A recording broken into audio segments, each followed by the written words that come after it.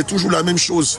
Lorsque Noé, inspiré par l'Éternel, va fabriquer l'arche en gopher, les gens disent beaucoup de choses de lui.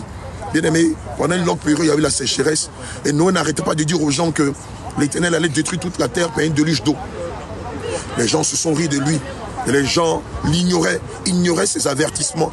Les gens vaquaient à leurs occupations, mariaient leurs filles, achetaient des champs, achetaient des terres, faisaient des affaires, jusqu'au jour où la pluie a commencé à tomber. Vous savez, le drame dans l'affaire, c'est que lorsque le Seigneur va dire à Noé de fabriquer l'arche de gopher, qui avait la taille de 20 stades, il va lui dire que pour ce qui concerne la fermeture de l'arche, c'est lui qui s'en chargerait. L'Éternel avait les clés. Et lorsque la pluie a commencé à tomber, lorsque le déluge a commencé à tomber, la Bible dit qu'au 3e jour, les gens allaient taper la porte, espérant que Noé allait ouvrir la porte. Or, Noé n'avait pas les clés. Amen. Bien-aimé, c'est une image que je te donne qui est inspirée de la parole de Dieu pour te rappeler qu'il y a un temps pour toutes choses. Tu t'es amusé, tu as fait beaucoup de choses, tu as servi le monde pendant des années et tu as constaté que le monde, jusqu'à présent, ne t'a encore rien donné de probant, de bon. Je t'invite à venir servir le Seigneur dans la vérité. Amen. Il n'y aura pas de « donne ton argent, tu vas payer ceci, donne ton argent, on va te faire ceci ». Non, l'évangile est gratuit. Les dons et les talents que le Seigneur te donne sont gratuits. Le ciel est gratuit. La seule chose que tu as fait, c'est de confesser Christ. C'est de le confesser, c'est de renoncer à tes vieilles habitudes, c'est de changer de mentalité, de changer d'attitude. Et comme Marie-Joël, comme Barak, comme la servante de Dieu Anne l'ont fait, venir passer par les eaux du baptême, recevoir le baptême au nom de Jésus pour le pardon de tes péchés, et le baptême du Saint-Esprit, afin que tu sois scellé pour la vie éternelle.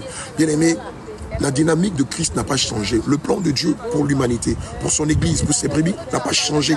Amen. Ne te laisse pas te tromper par de faux raisonnements. Ne te laisse pas tromper par de faux arguments. Ne te laisse pas tromper par des gens qui disent non, ce qu'on fait, c'est sectaire. Il n'y a rien de sectaire. Il n'y a rien de sectaire dans ce qu'on fait.